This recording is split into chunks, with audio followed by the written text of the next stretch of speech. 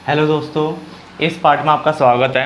इस पार्ट में हम मूल्यवृद्धि विधि जो है, जो लास्ट विधि है वो स्टार्ट करने वाले हैं। बट उससे पहले मैंने आपको बताया था लास्ट पार्ट में कि 2 क्वेश्चन हमें और कर रहे हैं कि अगर इससे रिलेटेड क्वेश्चन आते हैं तो वो भी आपको आने चाहिए। क्लियर? तो 2 क्वेश्चन के बाद हम मूल्यवृद्धि विधि करने वाले हैं। इसी पार्ट में हमारा वो हो जाएगा थोड़ा बहुत, और उसके बाद एक पार्ट और बनेगा मूल्यवृद्धि विधि का, और उसके बाद भी सारा जो प्रैक्टिकल पोर्शन था वो खत्म हो जाएगा आपका। जो जितना भी हमने न्यूमेरिकल करने थे कर देंगे, सारे हो गए हमारे।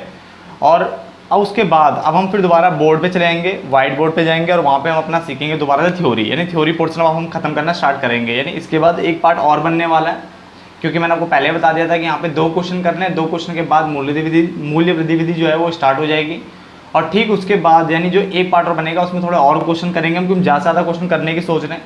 और देन फिर हम क्या करने वाले हैं, थ्योरी स्टार्ट। क्लियर? तो देखो ये वो क्वेश्चन है, काफ़ी अच्छा क्वेश्चन है, अच्छे बच्चों को परेशान कर देता है।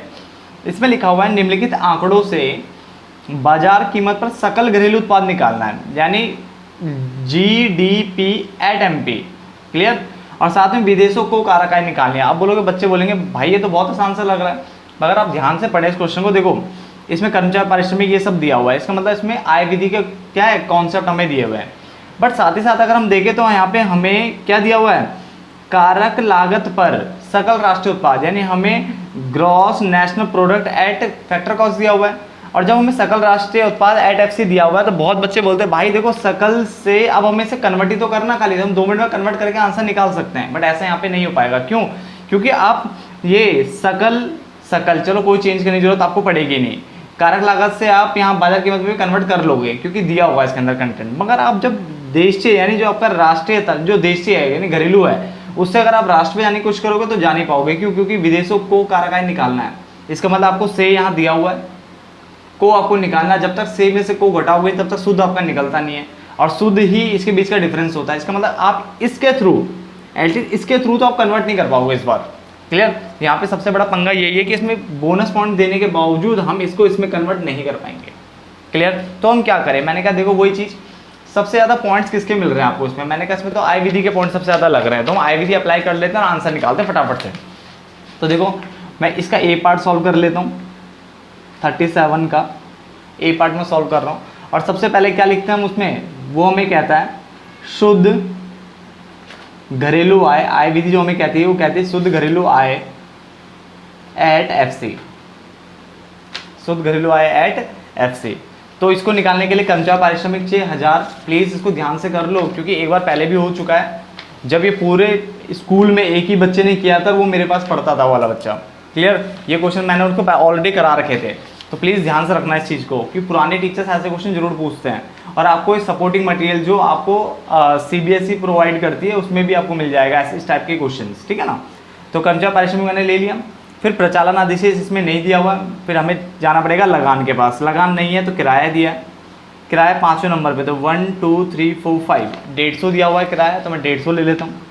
किराए के साथ साथ रॉयल्टी मुझे चाहिए होती है, रॉयल्टी अगर मिल जाए तो अच्छी बात है, नहीं दिया हुआ है। क्लियर? तो कोई नहीं, ब्याज और लाभ ये 2 भी ले लेते हैं। तो ब्याज हमें दिया 250 और ये 400, 250 फिर 400। अब अगर हमें लाभ दे दिया है तो अब हमें लाभ के जो 3 पॉइंट होते थे उन पर जाने की जरूरत नहीं है। अब मिश्रित आय ढूंढ लेते हैं, मिश्रित आय है कि नहीं है इस क्वेश्चन में, नहीं है, तो मिश्रित आय भी हमें नहीं दिया है। क्लियर? चलो उसको हम 0 कर लेते हैं और यहाँ पे जोड़ लेते हैं, कितना आ रहा है, तो 1000 प्लस 4 1400 1500 1600 1700 और ये 1800, तो ये हमारा 1800 यहाँ तक तो हो गया। क्लियर? करोड़ रुपए आप लगा लेना। अब मैं इसको कन्वर्ट कर लेता हूँ। पहले इसमें जो पूछ रहा था, सकल घरेलू उत्पाद एट बाजार कीमत यानी मार्केट प्राइस, तो इसको मैं कन्वर्ट कर लूँगा। क्यों? क्योंकि इसमें घरेलू है तो कन्वर्ट करने की जरूरत नहीं पड़ेगी आपको। बट अगर आप इससे कर रहे होते ना तो नहीं हो पाता है। क्यों? क्योंकि आपको विदेशों से प्राप्त सुसाधनाएं दिया नहीं है। बहुत बच्चे बोलते हैं भाई देखो से दिया है, को 0 मान के भी तो कर सकते हैं हम। अगर आपसे को पूछा हुआ है ना तो उसका मतलब देखो, अगर वो आंसर में 0 आएगा तब तो ठीक है, वरना आप अपनी मर्जी से 0 नहीं मान सकते, क्योंकि निकालने के लिए बोला हुआ है। क्लियर? अगर निकालते वक्त अगर 0 आ जाता आंसर तब तो कोई दिक्कत नहीं, बट अगर बिना निकाले आप बोलो नहीं मैं तो 0 मान लूंगा तो गलत है वो, यहाँ पे आपको कोड निकालना पड़ेगा। क्लियर? तो मैंने यहाँ पे निकाला सकल घरेलू उत्पाद एट MP। तो शुद्ध से सकल जाने के लिए मुझे मूल्य ह्रास चाहिए, तो मैं मूल्य ह्रास ढूंढ लेता हूँ कितना है मेरे पास। तो मूल्य ह्रास यहाँ पे ढूंढा, तो मूल्य ह्रास मुझे नहीं दिया हुआ। तो मूल्य ह्रास निकालने का तरीका मैंने बताया था, 2 सेम जैसी चीज़ें ढूंढ लो।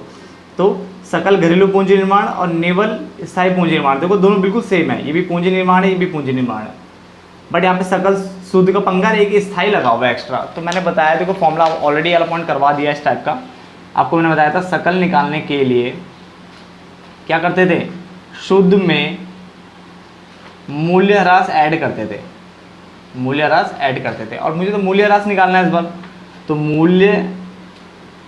मूल्यह्रास मुझे निकालना है। तो मैं क्या करूँगा, सकल वाले में से ये शुद्ध वहाँ माइनस कर दूंगा, तो माइनस कर दूंगा शुद्ध।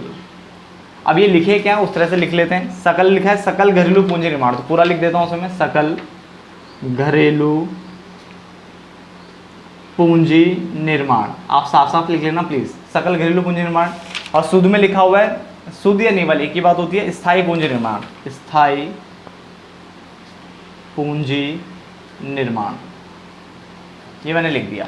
कितना कितना दिया हुआ है, सकल वाला दिया आपको 220, ठीक है ना, और निवल वाला दिया है 150। तो मैंने लिखा सकल वाले में 220 और निवल वाले में लिखा मैंने कितना, 150 बताया था, 150। बट इसमें स्थायी वर्ड लगा हुआ है, स्थायी अचल स्थिर लगता है, तो उसमें क्या है, स्टॉक में परिवर्तन जोड़ना पड़ता है। और स्टॉक में परिवर्तन हमें दिया हुआ है, ये रहा कितना, 1 2 3 नीचे से 2 1 2 3 20 दिया हुआ है, तो मैं 20 भी ले लूँगा। तो हमारा 170 इसमें से घटाओगे तो कितना आएगा, 50 आएगा, आई थिंक कितना आएगा, 50 आ जाएगा। तो ये 50 मैं यहाँ पे ले लूँगा, शुद्ध से सकल करने के लिए प्लस करते हैं 50 मैंने प्लस कर दिया। देखो कितना अच्छा क्वेश्चन है, ये भी हमें दोबारा एक बार रिवीजन होगा इसकी, ठीक है। और हम तो नया सीख ही रहे हैं, अभी तक तो ये बेसिक है, ठीक है ना, थोड़ा आगे बढ़ेंगे अभी। एफसी से एमपी, वही छोटे से बड़ा, दोबारा प्लस करेंगे। शुद्ध अप्रत्यक्ष कर, तो ये रहा हमारा शुद्ध अप्रत्यक्ष कर, कितना दिया हुआ है 100, तो मैं यहाँ पे 100 ले लूँगा, तो हमारा कितना आ गया 18 19 1950 आ गया, ठीक है। मैं करोड़ रुपए लगा लेता हूँ, करोड़ रुपए। आप बोलोगे भाई यहाँ तक तो कोई कठिन था ही नहीं, क्योंकि आपने ये ऑलरेडी सीखा हुआ है, ये भी मैंने ऑलरेडी सिखाया हुआ है आपको। तो अब आगे क्या है, मैंने कहा देखो अब ये निकालना है। अब इसको निकालने के लिए हमें क्या करना होगा, अब ध्यान से आप देखोगे तो आपको देखो ये किसके अंदर मिलेगा, ये को। तो मैंने कहा यार ये तो विदेशों से प्राप्त शुद्ध साधन आय के फॉर्मूले में निकलता है, इसका मतलब मुझे विदेशों से प्राप्त शुद्ध साधन आय निकालना है। ये भी बिल्कुल वही कॉन्सेप्ट लगेगा, दो एक जैसी सेम चीजें लूंगा और उसके हिसाब से निकालूंगा। जैसे इन दोनों को सेम चीजों से मैंने क्या निकाला था, इनके बीच का क्या निकलता है, मूल्यह्रास। ऐसी मैं घरेलू और राष्ट्रीय वाली दो फिगरें ले लूंगा और उनसे क्या निकाल के आ जाऊंगा, विदेश से प्राप्त शुद्ध साधन है, फिर उसका फॉर्मूला लगाऊंगा, से तो दिया, ये को निकल के आ जाएगा। तो अब मैं क्या करने वाला हूँ, मैं ध्यान से देख रहा हूँ यहाँ पे, एक तो राष्ट्रीय वाला ये रहा और घरेलू वाला आपने निकाल ही दिया है, चाहे आप ये वाला मान लो चाहे ये वाला मान लो, आपकी मर्जी, दोनों घरेलू वाले हैं, ठीक है, कोई भी फिगर ले सकते हो। तो एक काम कर लेते हैं, देखते हैं इसमें है क्या हमारे पास। तो हमें राष्ट्रीय वाले में दिया हुआ है सकल राष्ट्रीय उत्पाद एट एफसी, मैं लिख देता हूँ। तो मैंने कहा देखो मैंने एक फॉर्मूला पढ़ाया था, आपको याद होगा बेसिक में एक और फॉर्मूला पढ़ाया था कि राष्ट्रीय आय इज इक्वल टू होता है घरेलू आय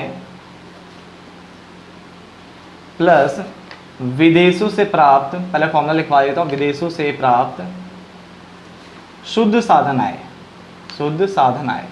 ये मैंने आपको ऑलरेडी लिखवाया था फॉर्मूला, जो मूल्यह्रास वाला लिखवाया था, फिर ये लिखवाया था ना बैक टू बैक, फिर अप्रत्यक्ष कर वाला लिखवाया था, ये फॉर्मूला लिखवाया था मैंने। अब राष्ट्रीय वाले में केवल जो लिखा ना एज इट इज लिख देता हूँ। देखो सकल लगाना है और एफसी लगाना है, उसने बोला है, तो सकल एट एफसी, क्लियर। अब घरेलू को देखो ना, तो घरेलू में देखो अगर मैं इस वाले को लेता हूँ तो शुद्ध एफसी लगा हुआ है, सकल और एमपी लगा हुआ है, तो कोई सी आप एक फिगर ले सकते हो और याद रखना उसको कन्वर्ट करना पड़ेगा। यानी दोनों को देखो, हमें डिफरेंस क्या चाहिए, हमें तो घरेलू और राष्ट्रीय का डिफरेंस चाहिए था ना, मगर ये एफसी एमपी भी आ गया एक्स्ट्रा। तो देखो अगर यहाँ पे सकल है तो इसके आगे भी सकल लगा लो, यहाँ एफसी है तो यहाँ पे एफसी बनाना पड़ेगा आपको, क्लियर। या दूसरा ही तरीका ये था कि आप इसको ले लेते फिर इसके अकॉर्डिंग इसको चेंज कर लेते, यानी जैसे मान लो सकल और आपने के लिए सकल घरेलू आय एट एमपी ले लिया, तो इसको भी क्या बनाते हैं, सकल सकल तो ऑलरेडी था ही, राष्ट्र तो चाहिए था आपको, और एमपी यहाँ पे एफसी था तो एमपी में कन्वर्ट कर लेते हैं इसको आप। तो किसी को भी कन्वर्ट कर सकते हो, या तो आप इसको कन्वर्ट कर लो या इसको कन्वर्ट कर लो, दोनों को एक जैसा बना लो, बस डिफरेंस क्या होना चाहिए, बीच में राष्ट्र होना चाहिए, इधर घरेलू होना चाहिए, जैसे यहाँ पे हमने किया था मूल्यह्रास वाले में। तो मैं क्या करने वाला हूँ, मैं इसको भी ना इसके जैसा बना रहा हूँ मैं, तो मैंने यहाँ पे सकल लिख दिया इसके आगे भी और पीछे एट एफसी लिख दिया। बट पंगा ये, इसको बनाने के लिए मुझे इसको सही करना पड़ेगा। तो सही करने का तरीका मैंने आपको बताया हुआ है। सबसे पहले फिगर ले लो, क्या थी वो, सकल जो आपको दी हुई थी, मैंने कहा सकल घरेलू, थोड़ा अजीब सा है, प्लीज़ ध्यान से देखना, 2 बार देखोगे कम से कम, तब समझ में आएगा ये कॉन्सेप्ट, ठीक है। तो मैंने आपको 1950 लिखवा दिया। मैं क्यों ये हार्ड वाले क्वेश्चन भी करा रहा हूँ, दोबारा बनाऊँ, ताकि आप किसी भी जगह पीछे ना रहो। ये बहुत आसान है, 1 या 2 आप भी करोगे, अपना आप समझ में आ जाएगा आपको। देखो मैंने ये वाला फिगर उठा ली, कोई सी भी एक घरेलू की फिगर उठा लेते हैं आप, मैंने ये वाली उठा ली 1950 उठा लिया। अब मैं इसको कन्वर्ट करूंगा, बिल्कुल सेम इसके जैसा बनाने की कोशिश करूंगा। तो सेम इसके जैसा बनाने से मुझे क्या चाहिए, एक तो शकल चाहिए था, बीच में मुझे घरेलू ही चाहिए क्योंकि घरेलू और राष्ट्रीय का ही तो डिफरेंस ये निकलेगा, ठीक है ना। तो बीच में तो घरेलू रखना था मुझे, घरेलू आय, और पीछे क्या चाहिए मुझे, एफ सी चाहिए, क्योंकि यहाँ पे भी एफ सी, तो मैं यहाँ भी एफ सी रखना चाहता हूँ। आप किसी के अकॉर्डिंग भी कन्वर्ट कर सकते हो, जरूरी नहीं आप ऐसे ही करो, क्लियर। तो सकल कुछ करने की जरूरत नहीं है, ये मुझे कुछ नहीं करना, बट एम पी से एफ सी करना है। बड़े से छोटा माइनस कर दूंगा, अप्रत्यक्ष कर, तो शुद्ध अप्रत्यक्ष कर मेरे पास कितना दिया हुआ है 100, तो मैंने यहाँ पे 100 कर दिया, कितना आ गया 1850, क्लियर। यहाँ मेरा 1850 इतना आ गया, यहाँ तक तो कोई दिक्कत किसी को होनी नहीं चाहिए, ठीक है ना। तो ये 1850 मेरा यहाँ पे आ गया। उसके अलावा ये हमें कितना दिया हुआ है, ये हमें दिया हुआ है 1950,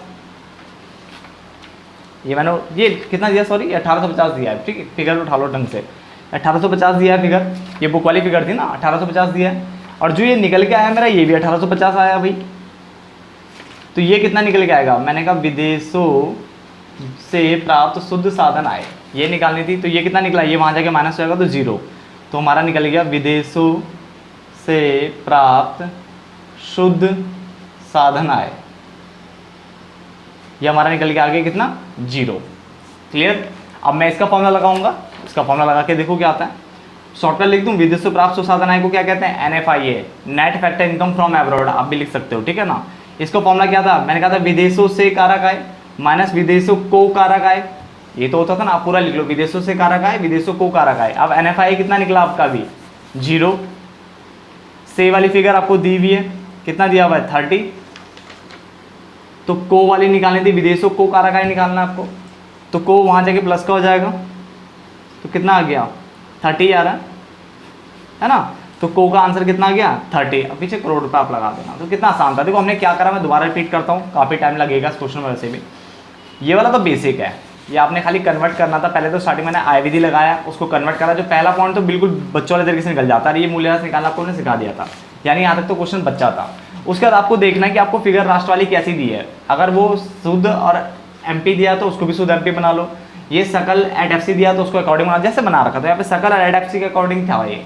तो मैंने राष्ट्रीय आय की एजिटिस फिगर लिखी सकल एट एफ सी वाली, और घरेलू को भी सकल एट एफ सी ही बनाया मैंने, और साथ में क्या होता है विदेश प्राप्त शुद्ध साधन आय।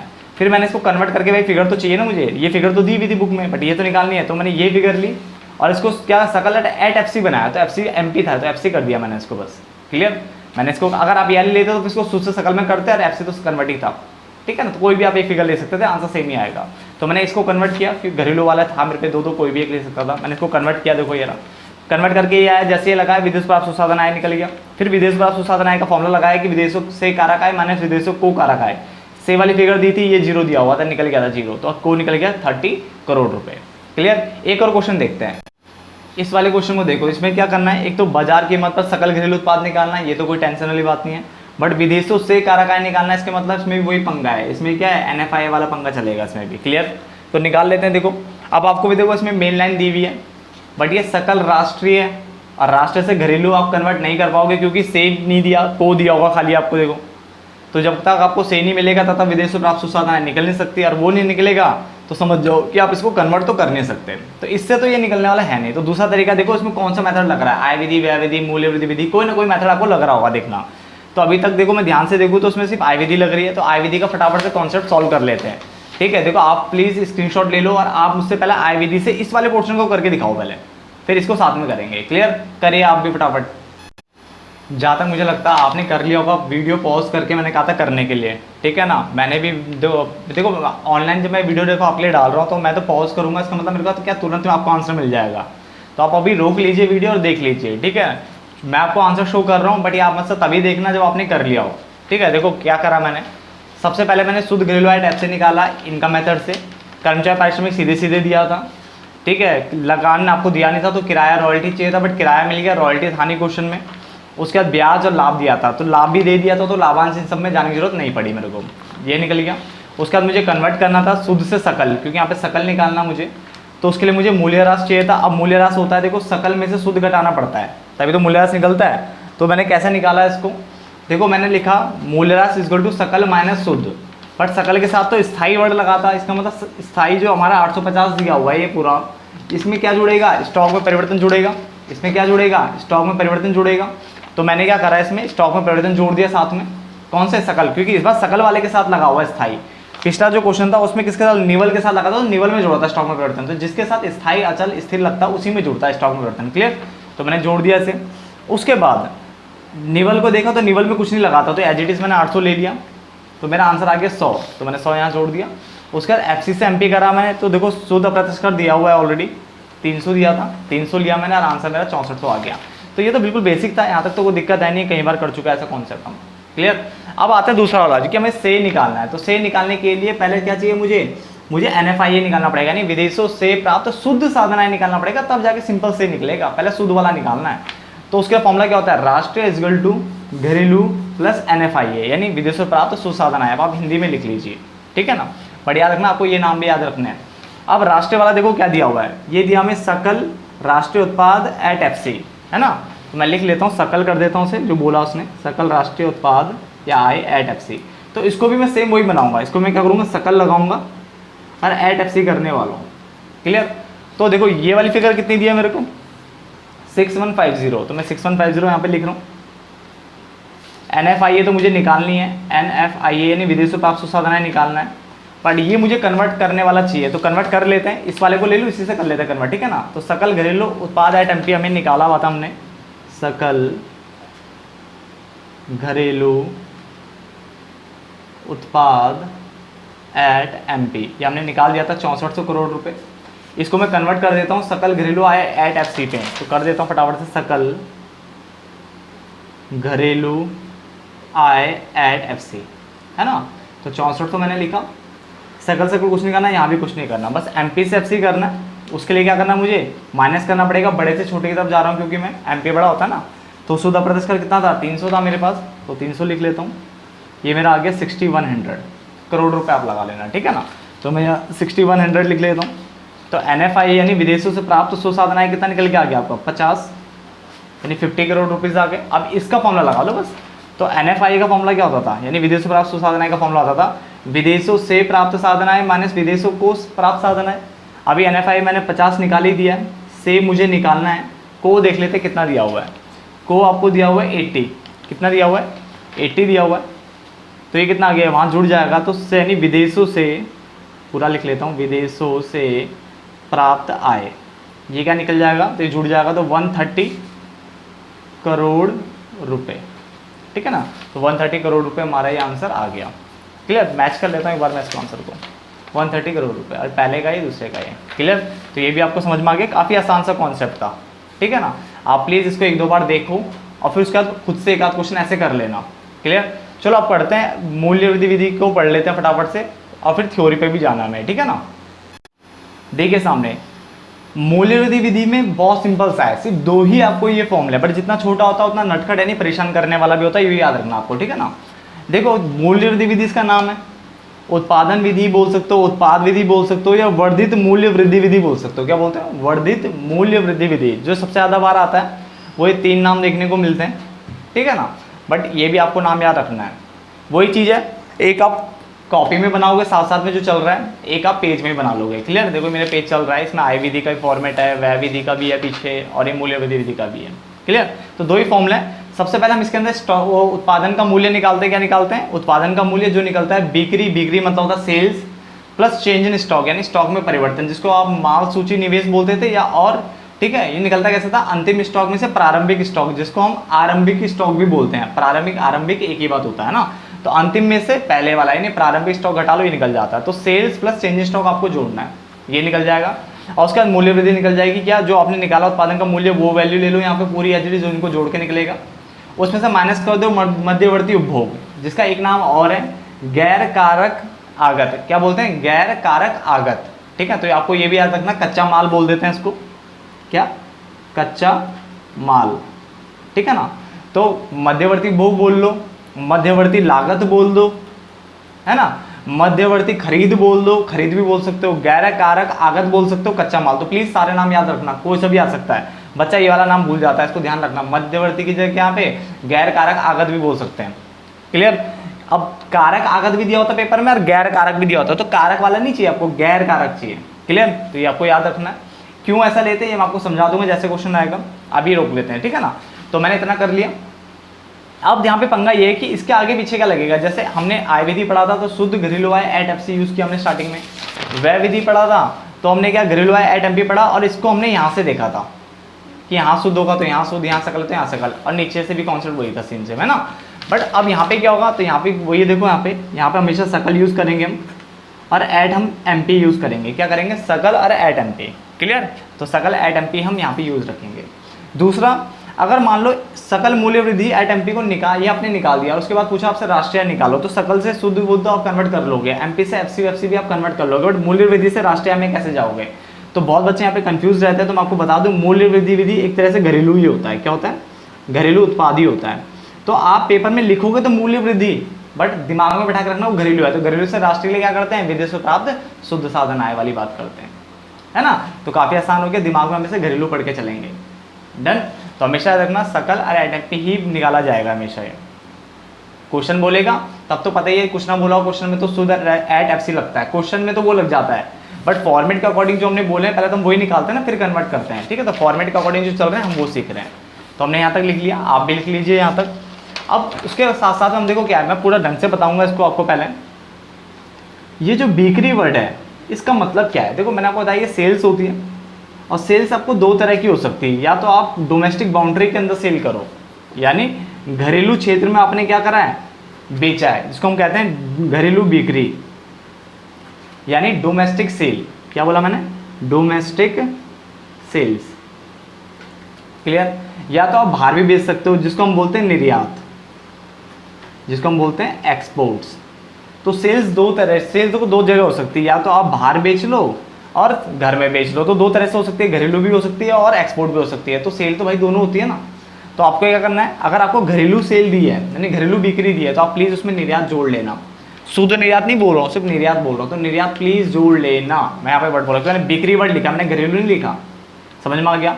अगर पेपर में घरेलू दिया हुआ है और साथ में फिर निर्यात भी दिया है, तो ही घरेलू और निर्यात को जोड़ना। सिर्फ बिक्री लिखा है, मान लो वहाँ पे क्या लिखा है, बिक्री इक्वल टू 5,000 रुपये, 5,000 करोड़ रुपए, और फिर निर्यात भी दिया, तब निर्यात मत लेना, क्योंकि बिक्री में तो ऑलरेडी इंक्लूड हो गया ना ये, बिक्री इन्हीं को जोड़ के तो बनता है, तो फिर दोबारा निर्यात थोड़ी ना जोड़ेंगे। तो निर्यात तभी जोड़ो ना जब घरेलू बिक्री वर्ड लिखा हो, तब निर्यात जोड़ के ये बनेगा।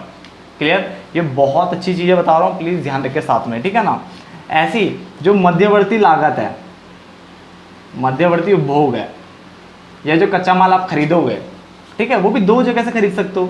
या तो आप घरेलू क्षेत्र से खरीद लो, यानी अपने देश से अंदर से खरीद लो, या फिर आप इंपोर्ट कर लो, यानी आयात कर लो। तो याद रखना, अगर यहाँ पे लिखा हुआ है कि घरेलू क्षेत्र से खरीदा है, तो उसमें आयात प्लीज़ जोड़ लेना। बट अगर सिर्फ मध्यवर्ती उपभोग लिखा है या नॉर्मल नाम लिखे हैं, तो फिर आयात मत जोड़ना उसमें, क्योंकि वो ऑलरेडी जुड़ा हुआ होगा उसके अंदर। क्लियर? तो परचेज दो जगह से हो सकती है, एक तो डोमेस्टिक हो सकती है, या फिर आप इम्पोर्ट कर सकते हो। क्लियर? यहाँ तक तो कोई दिक्कत किसी को नहीं होनी चाहिए, यहाँ तो कोई दिक्कत नहीं, ठीक है ना। तो आपको ये भी याद रखना है कि आपको कौन सी चीज़ लेनी है और कौन सी चीज़ नहीं लेनी। ऊपर से एक और चीज़, अगर ऐसे लिखा होगा कि आपने खरीदा राम श्याम घनश्याम, तो समझ लेना यार, राम श्याम घनश्याम जो है ना वो घरेलू ही होता है। क्या होता है? घरेलू। राम श्याम घनश्याम ABC ऐसे लिखा होगा ना कि A से खरीदा B से खरीदा, समझ लेना वो घरेलू है, ठीक है ना। उसमें आयात जरूर जोड़ना। बट अगर मध्यवर्ती उपभोग दिया हुआ है तो फिर आयात दिया भी होगा तो उसका कोई मतलब नहीं रह जाता कि हमें सिर्फ यही लेना है फिर। तो प्लीज़ यहाँ तक उतार लीजिए, फिर इसके क्वेश्चन स्टार्ट करते हैं। देखो पहला क्वेश्चन हम 15वां क्वेश्चन कर लेते हैं।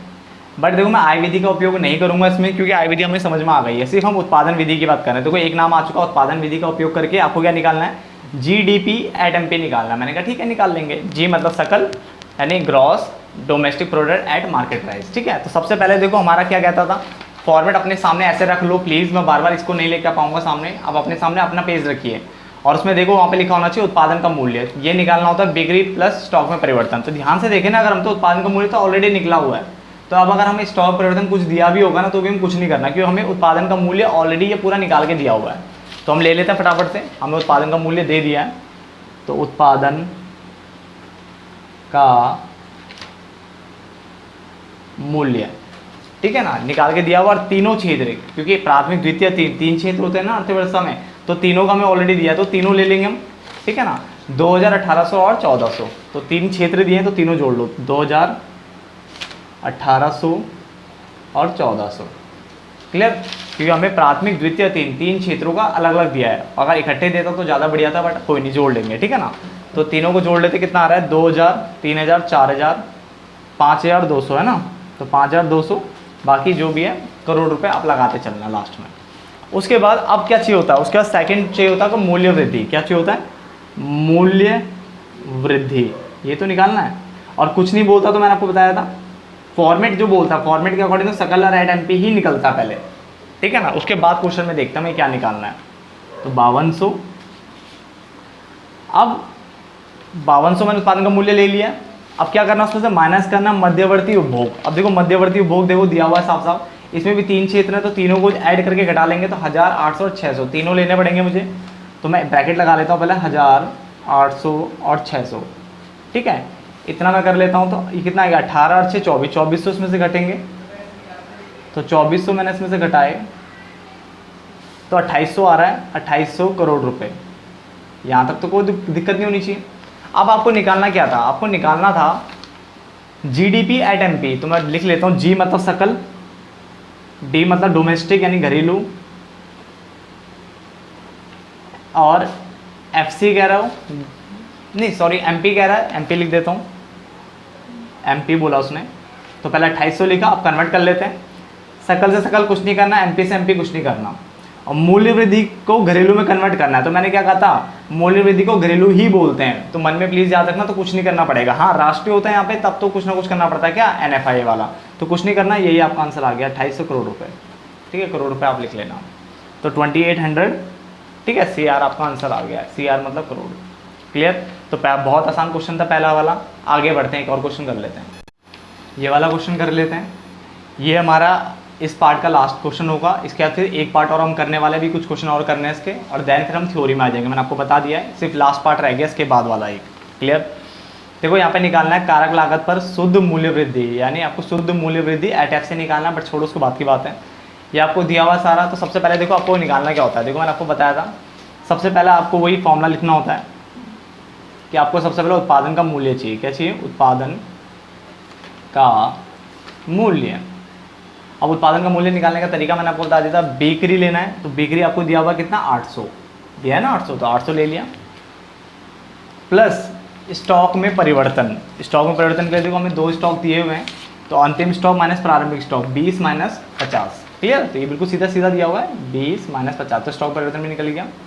तो यहाँ तक कितना आ गया, माइनस का 30 आएगा, माइनस का 30 यहाँ से घटाओगे तो 770 आएगा, है ना। और चल लाख रुपए आप लगा देना। अब ध्यान से देखो, आपको निर्यात भी दिया, तो निर्यात को नहीं लूंगा क्योंकि यहाँ बिक्री वर्ड लिखा है। अगर घरेलू बिक्री होता तो मैं निर्यात जरूर लेता, ये कॉन्सेप्ट आपको याद रखना, वरना गलत कर दोगे पेपर में आप, क्लियर। यहाँ तक हो गया। अब उसके बाद मूल्य वृद्धि निकालना है मुझे सीधे, मूल्य वृद्धि। अब कुछ नहीं बोले तो भाई सकल ही होता, मेरे को पता था फॉर्मेट के अकॉर्डिंग, तो सकल मूल्य वृद्धि एट एमपी निकलता है ना पहले। तो 770 लिखा मैंने यहाँ पे तक। अब उसके बाद माइनस करना मध्यवर्ती उपभोग। अब मध्यवर्ती ढूंढ लेते, कितना दिया है, देखो ये दिया हुआ मध्यवर्ती खरीदारी कितना दिया हुआ है, 500 दिया हुआ है, तो 500 मैंने लिख लिया। पीछे भी दिया हुआ कुछ, तो वो भी देख लेते हैं क्या क्या दिया है पीछे। देखो पीछे ये रहा आपको दिया हुआ है, अपने प्रयोग के लिए मशीनरी की खरीद। अब ध्यान से देखना, मशीनरी जो होती है ना, ये कच्चा माल थोड़ी ना होता। मशीन आप खरीद के बेचते थोड़ी ना हो, मशीन से आप प्रोडक्ट बना के प्रोडक्ट बेचते हो। तो मशीन कभी भी कच्चा माल नहीं होता, तो मशीन की खरीद कभी भी मत लेना।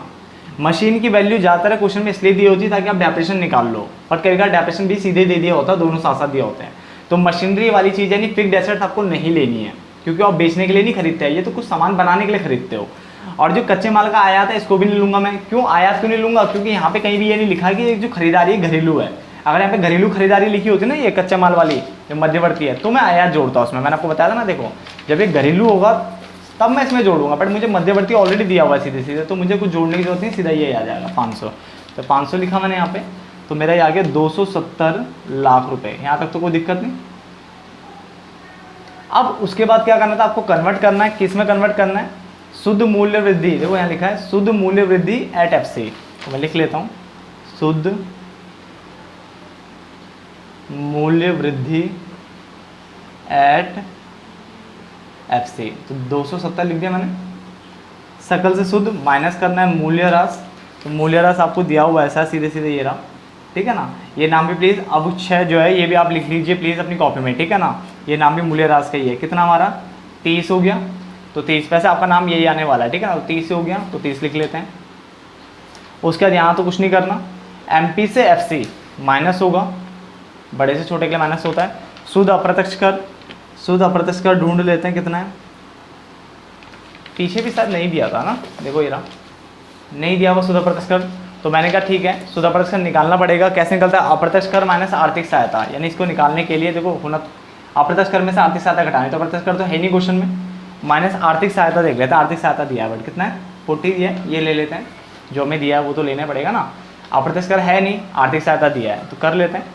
तो ये माइनस माइनस प्लस प्लस हो जाएगा, प्लस का 40 हो जाएगा ना, प्लस का 40 में से 30 जाएगा तो प्लस का 10 बचेगा, 280 आ जाएगा लाख रुपये। क्लियर। तो एक बार मैं देख लेता हूँ पहले 280 आ भी रहा है कि नहीं आ रहा, कहीं गलत तो नहीं आ रहा। देखो सही आ रहा है, 280 आ रहा है। क्लियर। तो मैं यहाँ पे इस पार्ट को रोक लेता हूँ। होप सो आपको ये वीडियो समझ में आ गई होगी और यहाँ तक आपको मूल्य वृद्धि विधि भी समझ में आ गई होगी। तो मिलते हैं नेक्स्ट पार्ट में, तब तक के लिए धन्यवाद मेरे दोस्तों।